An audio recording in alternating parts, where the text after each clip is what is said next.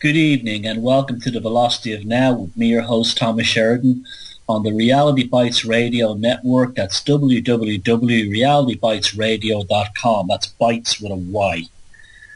Welcome to the show tonight. It's the 3rd of June, although outside the weather might as well be the 3rd of February 2015. It's either Odin's Day if you're over there in Finland on the Americas, or it's Thursday, just gone into Thursday if you're here on the European continent, or well, I'm not, but these islands and the European continent. I hope you're all keeping well. My website is thomassheridanarts.com.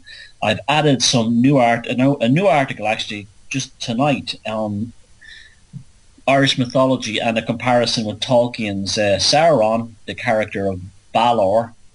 And you can go there and check that out on thomassheridanarts.com. But I'd also put a direct link to the blog post in the video for this film, for this show, sorry. And speaking of film, there'll also be a little special treat. I've made some little characters, and I've converted some little figurines and made some figurines and did a bit of dicking around and wanking around with some video footage and made a nice little, well, maybe not nice, but an interesting little, shall we say, avant-garde and slightly animated film to go with this show tonight if you're listening to it on the YouTube version, which will be uploaded later this evening. Now, we're continuing on with this excursion into mythology, European mythology, and why it's so important. Now, there is no great answer to any of the mysteries in life. There's nothing. The Freeman stuff doesn't work. Joining cults doesn't work. Joining religions doesn't work. Nothing of that stuff works. Voting for politicians doesn't work. The only thing that does work, in terms of it being a help, are three things. Creativity, that's the first one. And this is my own opinion.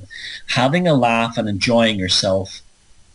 And thirdly, mythology. Mythology is very important because mythology allows us to psychoanalyze our own lives in a kind of a monomythic sense that actually allows us to make sense of the world and also of the mysteries in our lives. It can be a great healing force.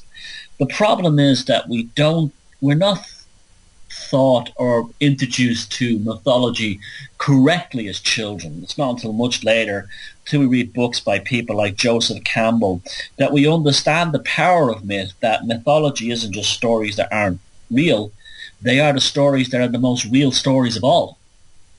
And this is why Tolkien created the Anglo-Saxon mythology for England, because he looked at the English people and saw that they had been quite damaged. They had been damaged. Their whole entire history, mythological history and culture, had been basically wiped out by the Normans.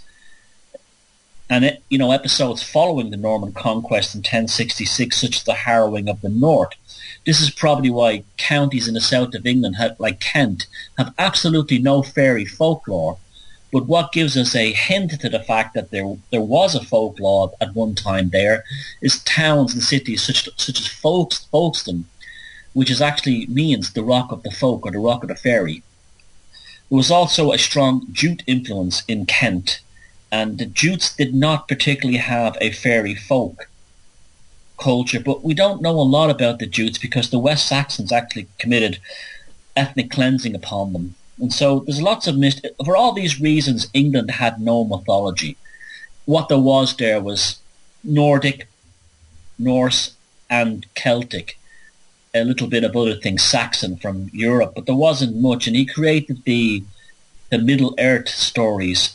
For that reason, having served in World War I, he was well aware that there was a lack of mythology in the modern person, particularly in England. And so he set about creating his own mythology.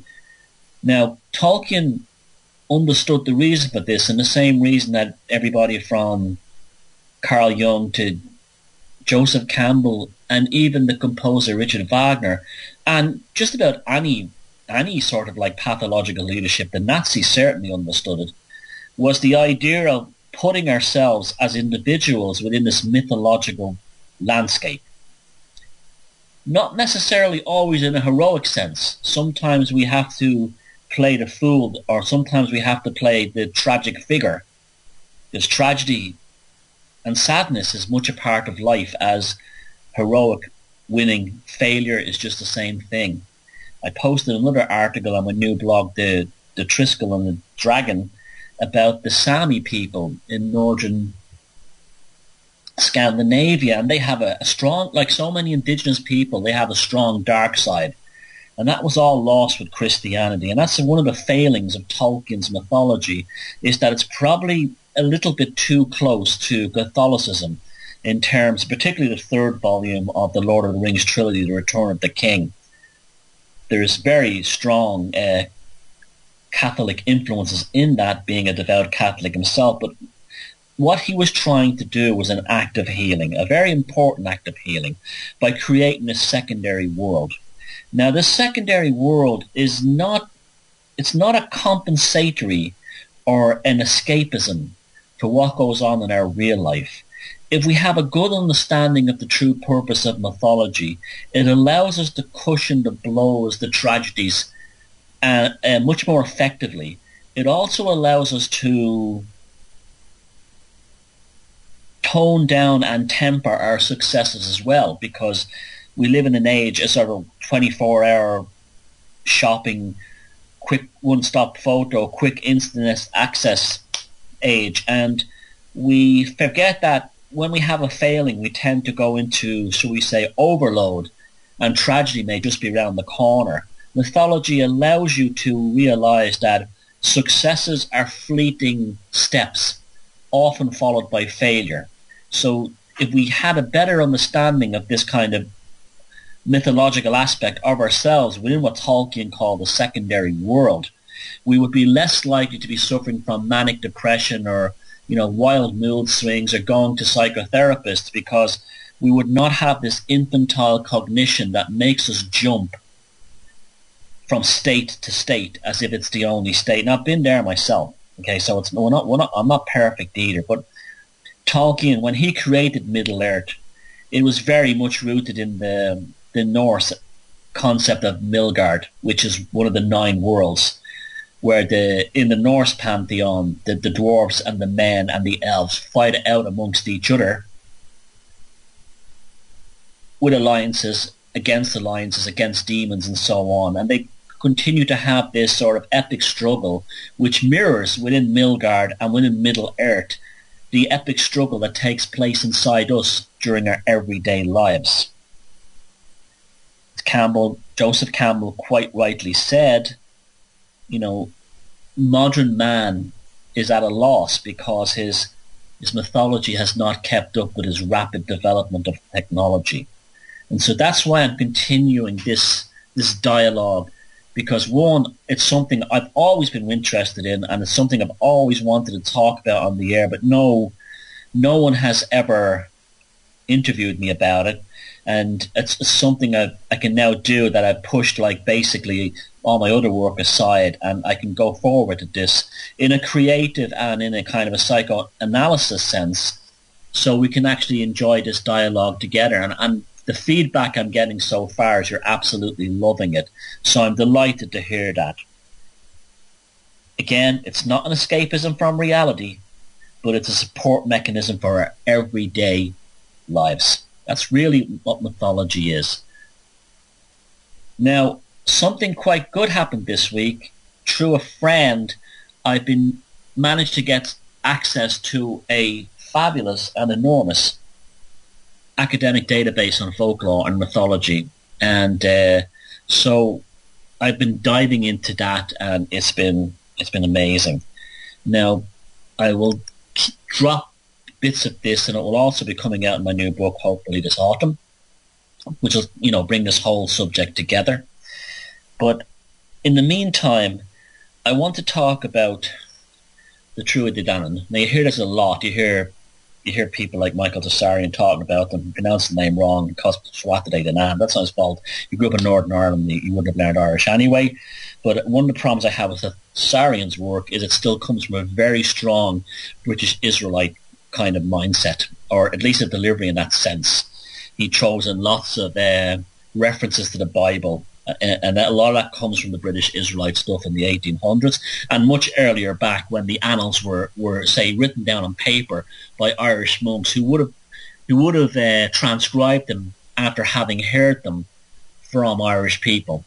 Irish people would have been telling them these stories, and as they were transcribing them, they would have said, oh, that's just like when the True of the Island arrived in Ireland, that's just like Noah, survived the deluge. And so there's a lot of that kind of Christian editorialization within these stories, in much the same sense that the Celtic stories of Britain are heavily, particularly the Arthurian stories, is one of the reasons I don't put a lot of hope in them, shall we say. One of the reasons I'm not a fan.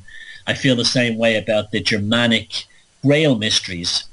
They're the same too. There are very strong Christian editorializations within these tales that don't give you the full story. You really have to go back to, well, we don't have any kind of written archive because these stories would have been passed on up until relatively recently in Ireland in particular, and in some other countries until, quite modern times. Now, I'm reading from a book by Evans Wentz called The Fairy Fate in Celtic Countries. It's a book I think was originally written back in 1911. And again, like the Jack Roberts book last week, which I spoke to Jack Roberts on the phone last weekend, and I hope, maybe at some point, I hope to interview him for the show at some point. But I want to, again, read from this book and then, give my insight into it and try to help explain what the story means in particular. Now, the True of the Island came to Ireland on basically smoke. That's what it's called. Now, this is they were a supernatural, elegant race, and absolutely, just like I know for a fact that there were strong elements of Balor's, of the evil eye, incorporated within Tolkien's Eye of Sauron. You read that article posted below. The similarities between the True of the Island and his description of the elves within the Middle-earth sagas are so very, very similar. Now, Tolkien had a good knowledge of Irish mythology, and he did study Gaelic, although he wasn't a fan of the language to the same extent that he was of Welsh, say, or Finnish. But he was in Ireland, and he did spend time in a place like County Clare. He did visit the megaliths, and he was a visiting professor at the University of Galway. He also would have spent time visiting his publishers over here, so he was very familiar with Ireland, or Éire as it was called back then. Towards the end of his life, towards the end of his life, he actually even mentioned that he missed going to Éire. Now, it was called Éire politically back in those days. And this may also be a clue as to why Tolkien did not make a big deal about the Irish influence in his work, because basically most of the 20th century Ireland and Britain have been at war, and it probably was on the advice of his publishers and maybe people like C.S. Lewis to play down the Irish aspect, because there was basically also a cultural war going on between the Irish and the British at that time. But I do believe that Tolkien's work definitely and very much is influenced by Irish mythology, and we're going to talk about this tonight. Now, you've heard me talk about the gentry before, and the gentry were this, shall we say, race of fairies, and I'm going to read from Wentz's book, and it's called County Sligo. The section is called County Sligo and the Testimony of a Peasant Seer. The Ben Bulben country of the Ben Bulben is a mountain, the famous Table Mountain around here. Country in County Sligo is one of those rare places in Ireland where fairies are thought to be visible. We're talking about the beginning of the previous century here now, when they're talking in the contemporary language in this book. And our first witness from there claims to be able to see the fairies or gentry and to talk with them. This mortal so favoured lives in the same townland where his fathers had lived during the hundreds of years directly beneath the shadows of Ben Bulben, on whose side Dermot is said to have been killed while hunting a wild boar. Dermot is also a mythological figure in the Irish pantheon. And this famous old mountain, honeycombed with curious grottos, from ages ago when the sea beat against its perpendicular flanks, is the very place where the gentry have their chief abode. And the mountain does have these strange caves alongside it, but they're not as strange as the one that's on the Sligo County Roscommon border, called in the area of Kesh. Now, the caves of Kesh are supremely strange, and the whole range of mountains around there is incredibly mystical. It's just one of those places where you arrive in it and you literally do feel like you're in another reality. The landscape is quite strange. Now, not in a bad way. The mountains are quite beautiful, but those caves, and particularly the hills behind them, which the caves burrow into, are quite, shall we say, ethereal in the sensations you get off them. Now, if you look at the hills around Kesh on Google Earth, you can see literally the remnants of a city that was built on top of the mountains. It would have been, these cities were built in wood because wood was plentiful. This is why we don't have any Nordic Viking cities really, or Tara is just fields and a few stones now. They were vast wooden complexes with huge halls made of massive oak timber frames. And they just decayed, the natural material, and they just rotted away because they were organic. Also at Kesh, there's a lot of what they call UFO reporting. Now, it's the usual nonsense, particularly in the late 1990s. There were endless reports of lights, not spaceships, but lights flying in and around the mountains around Kesh. And of course, the local MUFON nutjobs got involved, and they started to say it was alien spaceships working for NATO, and all the usual nonsense that passes in that scene. These were large lights flying around the mountains. They were not spaceships, similar to the lights that are being seen in parts of Norway at the moment that cannot be explained. But that's Kesh, and Ben Bulben and Kesh are very similar. And when you stand on the top of either mountain, you can see the other from it. This is the thing about the megaliths in Sligo. They're all visible to each other.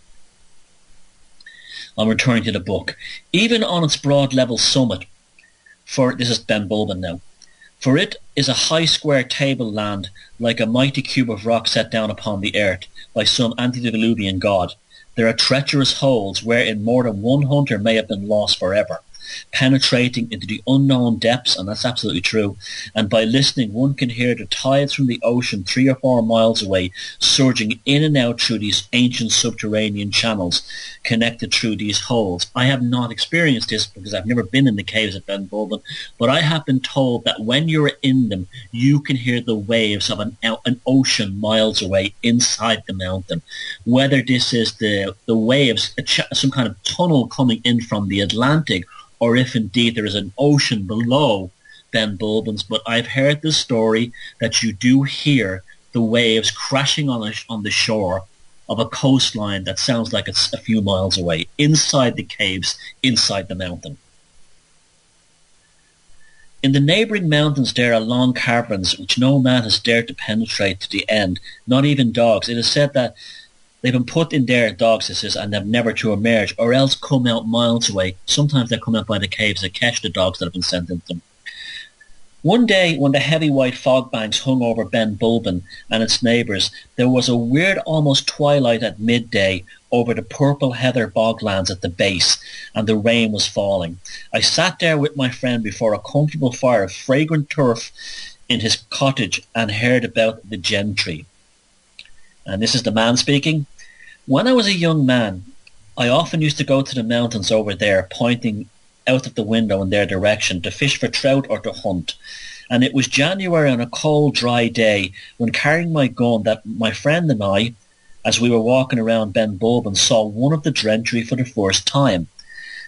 I knew who it was, for I had heard the gentry described ever since I could remember.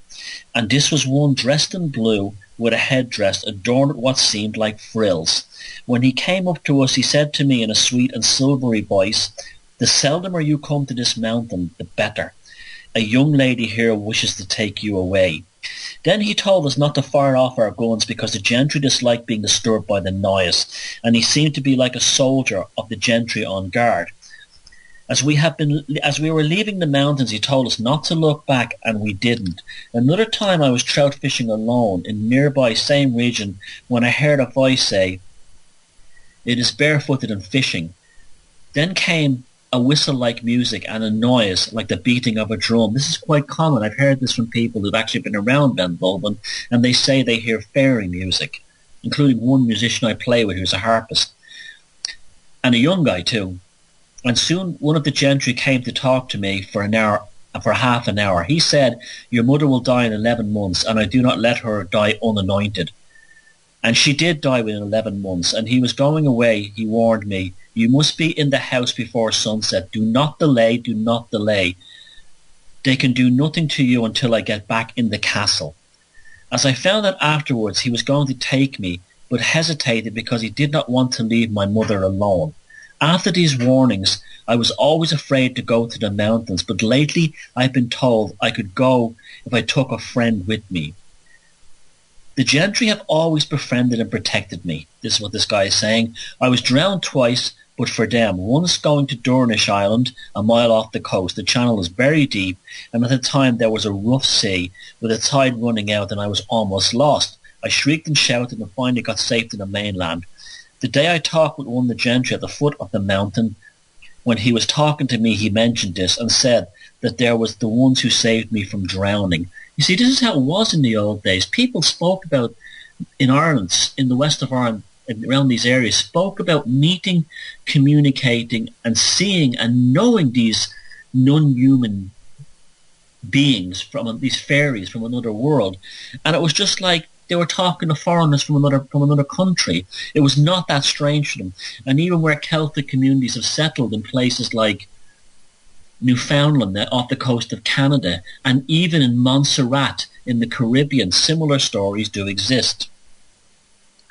Back to the book. Especially in Ireland, the gentry live inside the mountains in beautiful castles, and there are a good many branches of them in other counties. Like armies, they have various stations and move from one to the other. Some live in the Wicklow Mountains near Dublin.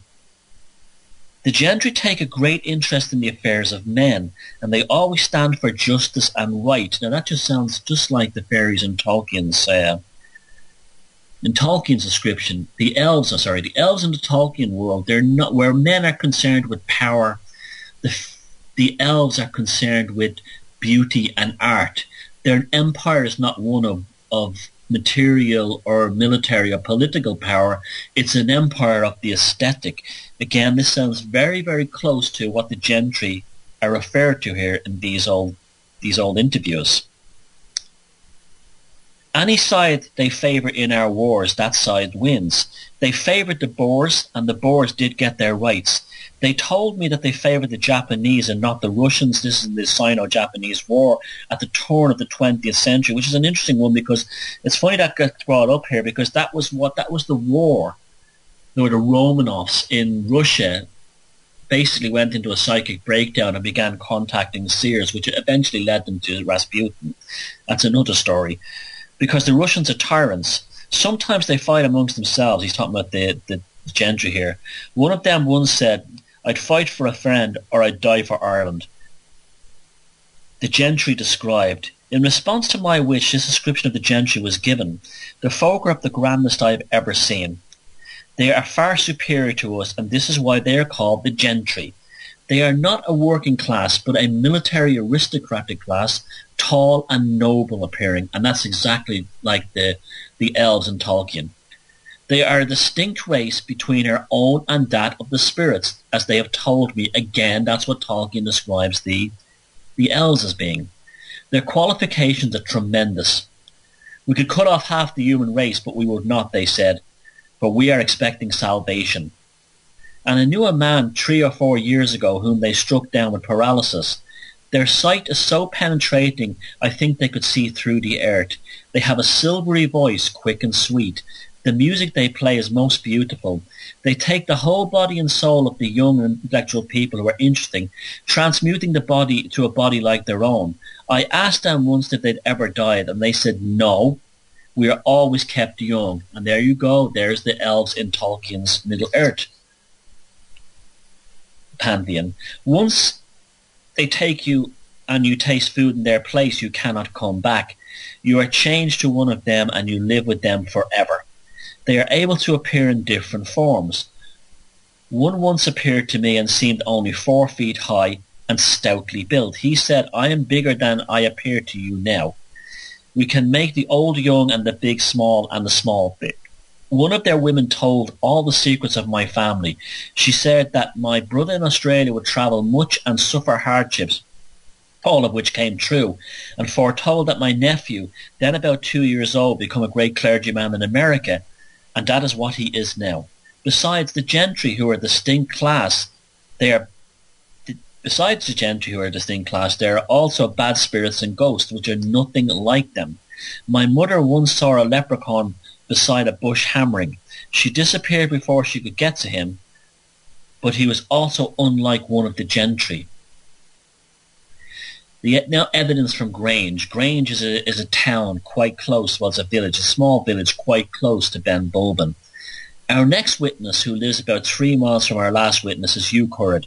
He's the oldest man in Grange, and so old is he that he now does little more than sit in a chimney corner smoking. And as he looks at the red glow of the peat, dreaming of old times, Hugh knows English very imperfectly, and so what he narrated was the ancient Gaelic which his father spoke. When Father Hinds took me to Hugh's cottage, Hugh was in his usual silent pose beside the fire. At first he'd rather resented having his thoughts disturbed. Within a few minutes he was talkative as could be, but there is nothing like the mention of Ireland to get him started. You see, this is an interesting thing about Ireland. Irish people have a relationship with Ireland that's very different, I think, than many other people's relationships with their country. An Irish person's relationship, particularly a male, his relationship with Ireland is very much like a relationship with a woman. It's like this can't live with her, can't live without her mentality. The Irish men generally will complain about Ireland, will often leave it, but the Irish man cannot forget Ireland, because in some ways an Irishman, whether he realises it or not, is actually married on a psychological level to the goddess Eriu, which is where Ireland is named from. And this is what I think makes Irish people very different, in that our connection to our island is very much romantic, not only in the poetic and classical sense, but also in the emotional and psychological sense. When Father Hinds took me to Hugh's cottage, he was in his usual pose beside the fire.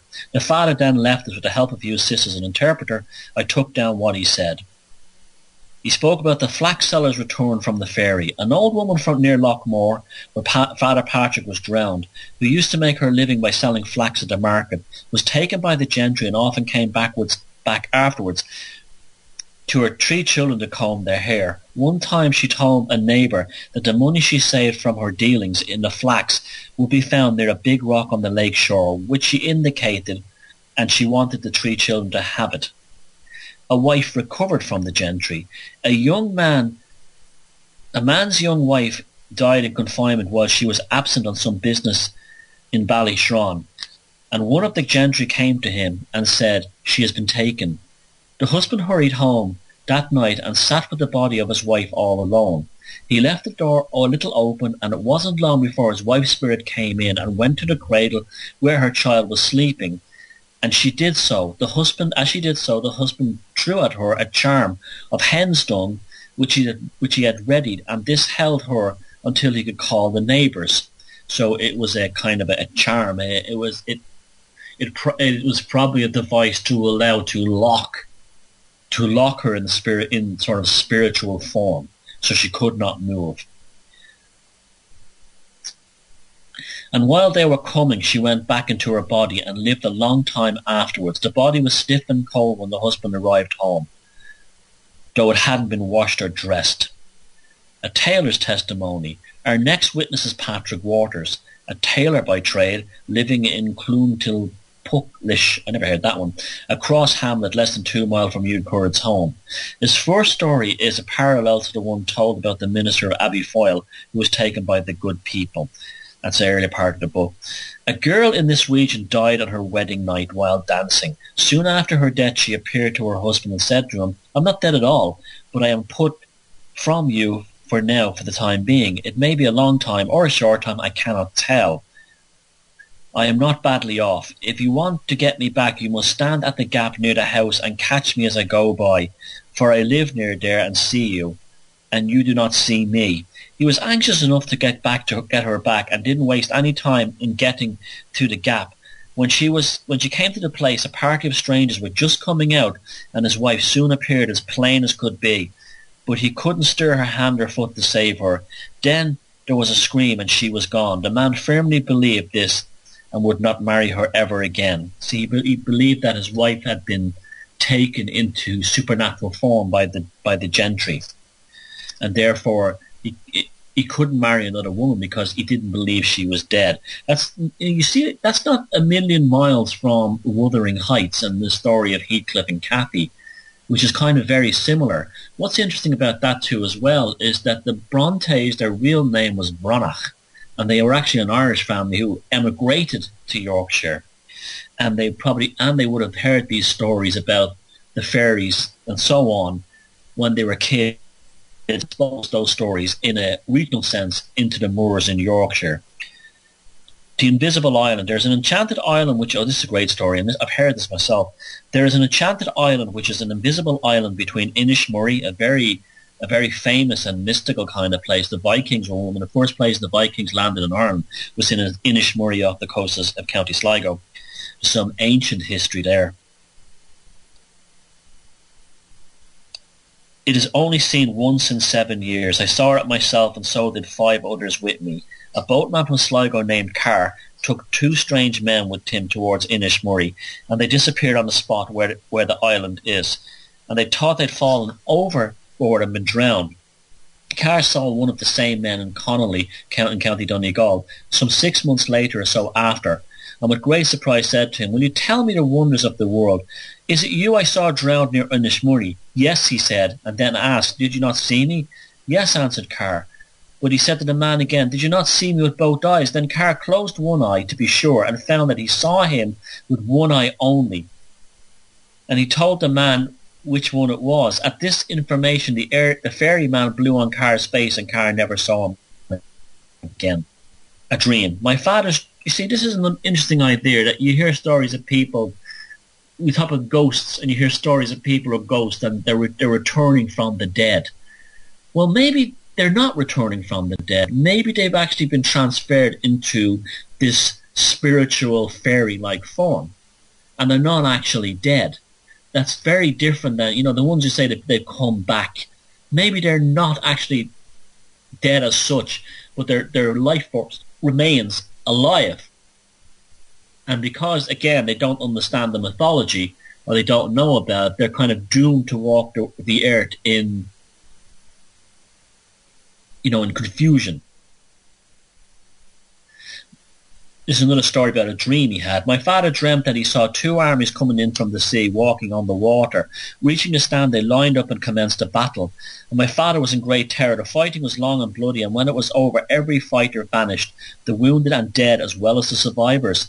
The next morning, an old woman who had a reputation of talking to the fairies came into the house to my father, who, though greatly disturbed over the dream, had told us nothing of it, and asked him, have you anything to tell? I couldn't put a laugh at you, she added, and before my father could reply, continued, well, Jimmy, you won't tell me the news now, so I will. And then she began to tell him about the battle. Kitty, exclaimed the father at this, can this be true? And who were the men beside me? When Kitty told him, she turned out to be some of his dead friends. You see, this is also similar to the Tolkien idea of the undead warriors. Some of them were her friend. She received her information from a drowned man she had met on the spot where the gentry armies came ashore, and in the place where they fought the sand was burnt red, as from fire. As the narrator reflected on his dream story, he remarked about the dreams generally. The reason our dreams appear different from what they are is because while we are in them, we can't touch the body or transform it.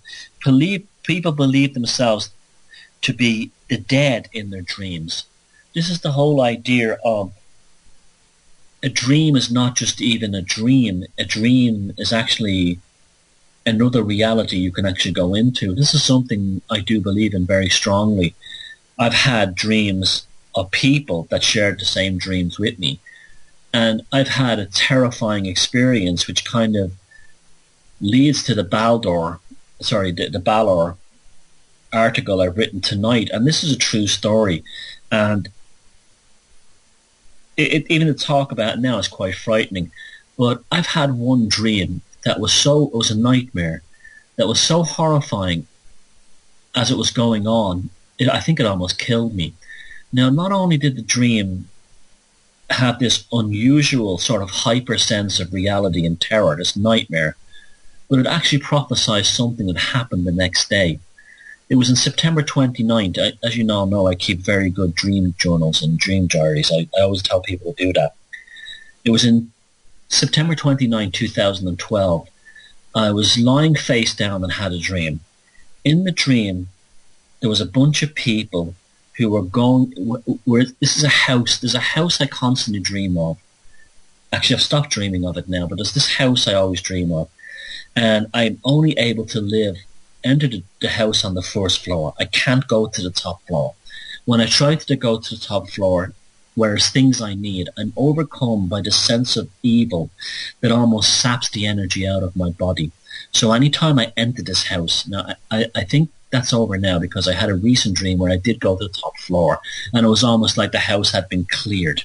So whatever that house represented, it represented for me personally an issue I had to deal with that's now dealt with. But in the dream, this particular dream on September 29, 2012, I was in the lower floor of this house and suddenly people whom I didn't know, sort of clean-cut, normal-looking people, about 5 or 6 of them, came into the living room and were pulling open the cabinets and looking through files, looking through old videotapes, looking through what looked like microfilm, frantically looking. And I said, don't open some of those closets. There's things in there you do not want to get out. And one of the doors they opened, and even talking about it now, it's quite upsetting.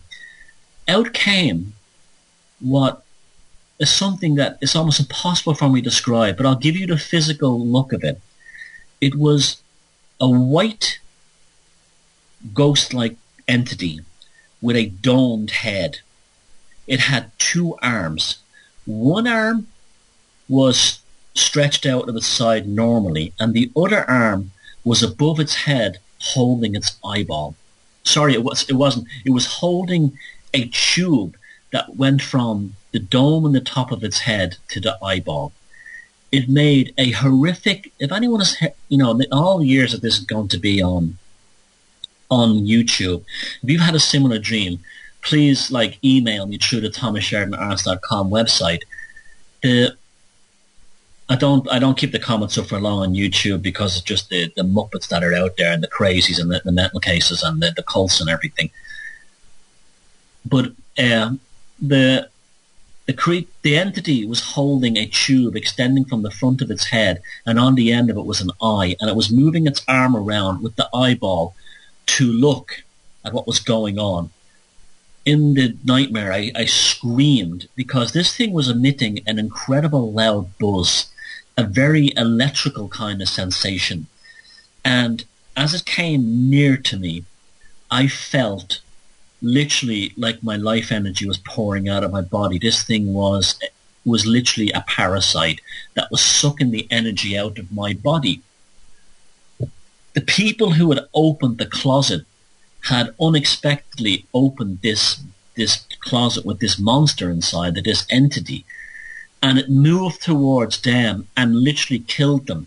It killed them by sucking the life out of their bodies and draining it almost out of their feet until they dissipated and didn't exist anymore. In the dream, I managed to get out the door with one of these people who had been raiding the files, and they were killed behind me, and I closed the door. So it was the whole adage that if you get killed in a dream, you really die. So that's why you always survive in dreams, even if you have a big fall. But I woke up and it was a sense of terror I don't think I've ever had. Now, I woke up, it was September 30th, 2012, which was my birthday. And I switched online, and an internet recovery site that I used, that I paid for and set up, some of you know who it is, had basically opened up a thread to attack me in the most disgusting and visceral way, including out-and-out lies by two women, one of them who was a notorious serial false accuser. And all these lies could be easily disproven, and they had teamed up with a Comet debt cult to basically declare war on me. This came out of the blue. I had left this group with basically good intention, wished them well and went on, and they declared war on me as soon as my back was turned in the most despicable and disgusting manner. And it was probably one of the most revolting things I've ever been subject to in my life by some of the most depraved and twisted people. Immediately I called a private investigator and I told them to move in on the two women who had made these accusations about me. She contacted the women and they said, we can't talk about it, we're triggering, it's too painful. She told me that they were clearly both lying and I should consider prosecution against both of them for the defamation of character as well as the owners of the forum. The two women in general, I didn't go after them for two reasons. One, I have no money, and one of them comes from a very wealthy silver spoon background in England. The other one has a young child, and I didn't want to bring the young child into it because these were very serious charges and they would have been in a lot of trouble. And so I just left it as it was. But that dream was an absolute portent of what happened the next day. And so that was it was true, and it came real. And so there's something about the dream world that it's because it's just like the fairy world. It exists in a different time. It exists in a different reality, and it exists outside. It exists outside human, shall we say, experience. And when you spend a lot of time reading about mythology and understanding mythology, you come to see that myth not only serves you in a cognitive, literal sense, but myth also serves you in a kind of a clairvoyant sense, because you actually begin to incorporate, shall we say, some useful acquirement of the magical stories within yourself, that you become aware of these things. That's why I believe that these people in these books telling these stories about the gentry, they experienced them. They experienced these stories. They're not lying about them, because for starters, they lived in a very different world. There was not all the electrosmog we have today. There was barely any analog electric smog back then, let alone the ferocious digital electrosmog we have today. And secondly, they would have spoken in Irish and other languages such as Norwegian if they were in Scandinavia, or Nordic or Saxon or Old English, and they would have had a different experience of reality than we do. The English language is very much a kind of a programmed language. It's a weaponized language developed in the Elizabethan times that locks you very much into the present reality in a kind of a structured, shall we say, fortified sense of it fortifies your consciousness within the present reality, whereby these people were very different. Their experience of consciousness was fluid, and it was fleeting, and it was liquidy, and therefore to them the literal world was not as fortified as it is to us. There was a strong connection between the world of dreams, the worlds of mythology, and things like music and storytelling and language, and the oral tradition would have allowed these things to happen. And people say, well, of course fairies aren't real. Well, maybe they're not, but maybe if you have a different brain that operates on a much different clock speed, you do experience these almost as manifestations, as tulpas and so on. They do actually come to light. And so I'm not going to sit there and say these millions of people from all over Europe who said they saw fairies, who said they saw magical creatures, who said they saw elves, leprechauns, trolls, gnomes, dwarves, and all the other... I'm not going to sit the sea fairies and selkies. I'm not going to sit there and call them liars, because the canon of this is so vast that there has to be something more to it than just the literal interpretation of mythological archetypes. Now, while I do accept that these mythological archetypes are absolutely a reality, in the sense that they don't even have to exist for them to have a power, just like, the lyrics of a song don't have to actually tell you about your love story or a love story you've experienced in order for the emotional intensity of that to impact upon you. But these things are very, very important, because we've forgotten who we are. We don't know who we are as people. We don't know what we're about. We don't know who we really are, because we're slotted in a kind of a digital format, a digital cultural format, to maintain this reality where we are.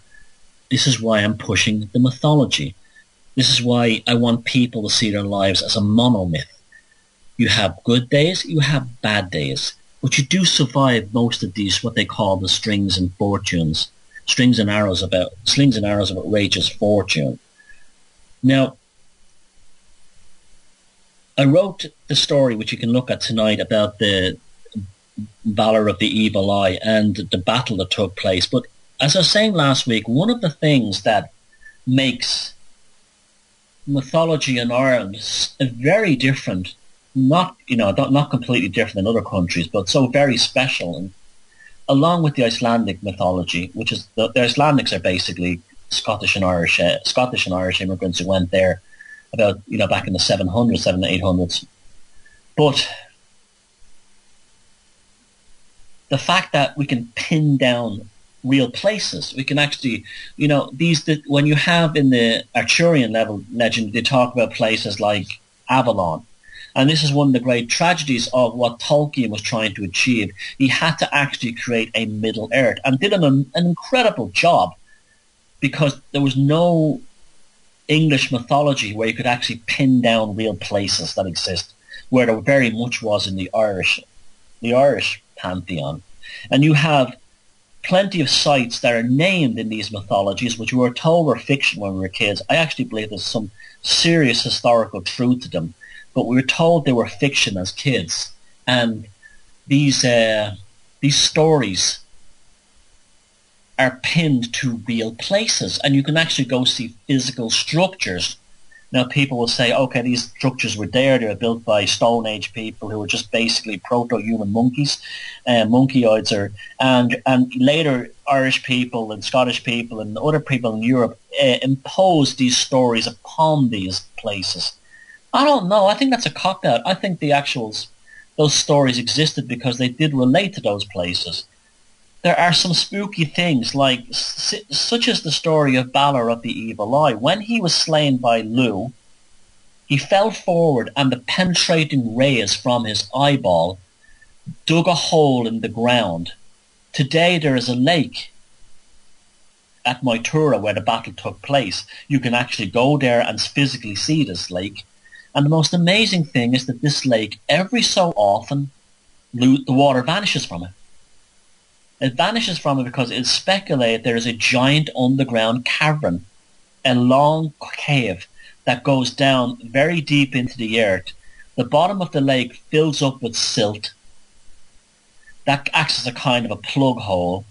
The lake fills up, and then when the water reaches a certain height, or there's maybe like air tremors or something of the like, the plug at the bottom made of organic material breaks through, and the lake literally vanishes.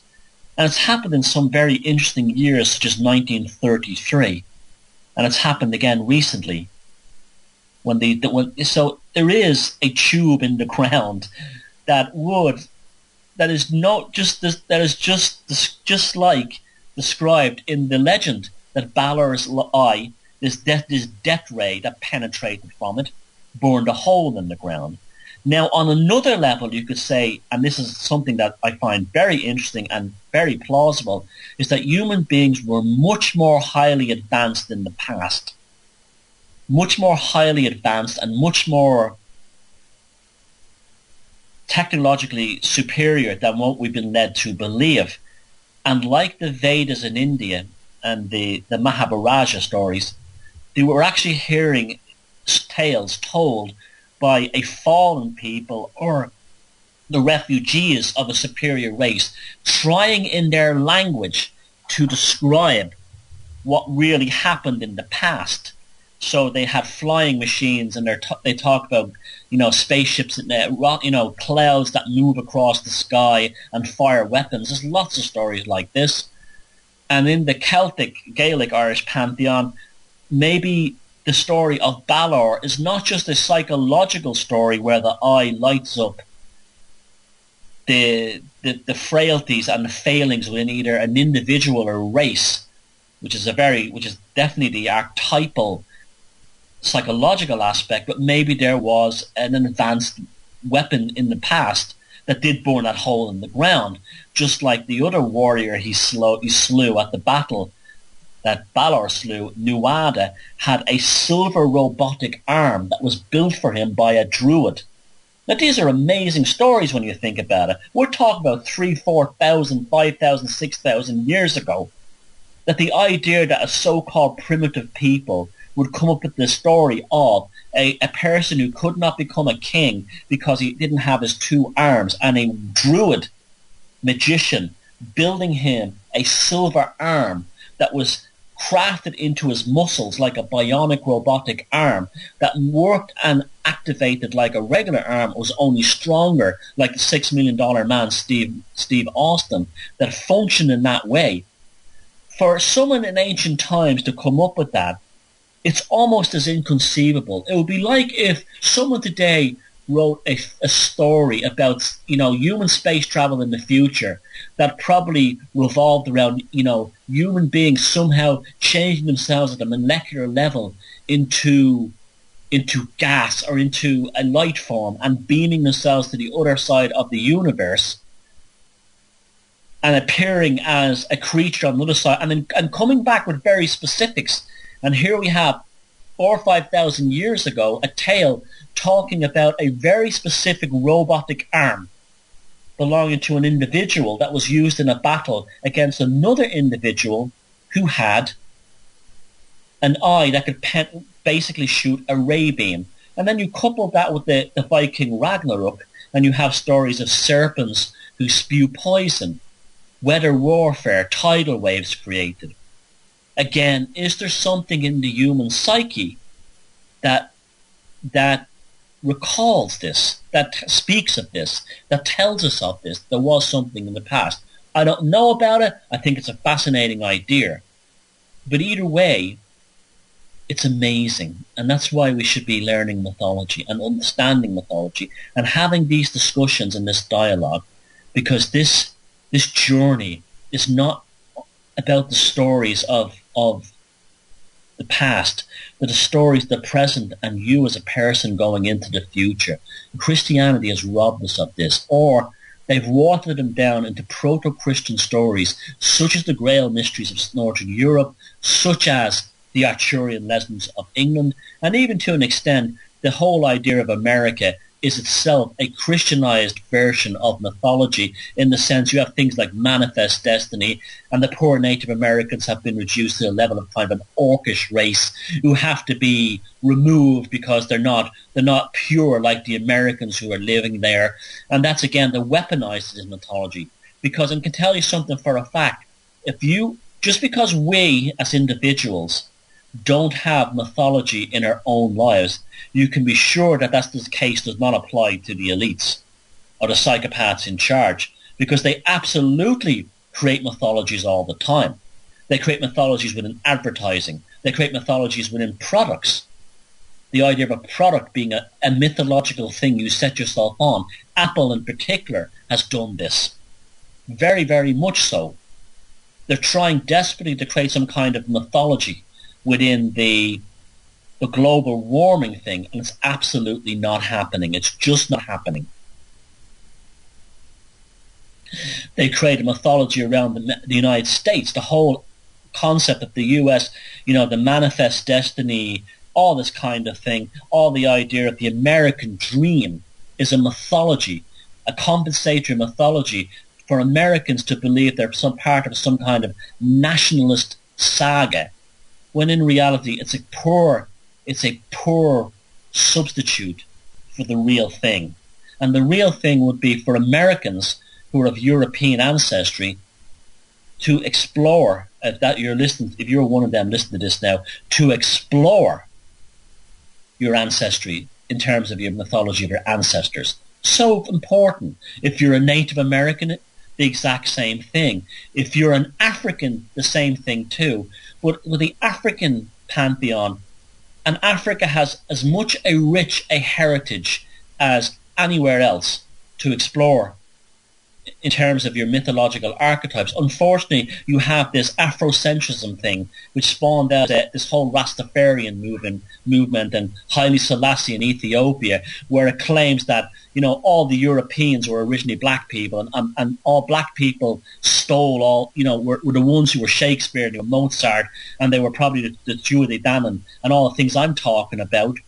In reality, it robs African American people of their real mythology in Africa. Nasty business.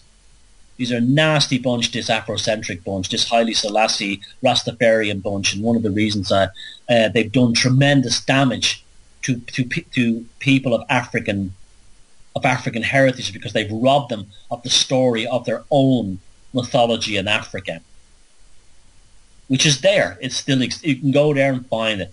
Problem is that it's just not properly, shall we say, broadcast enough.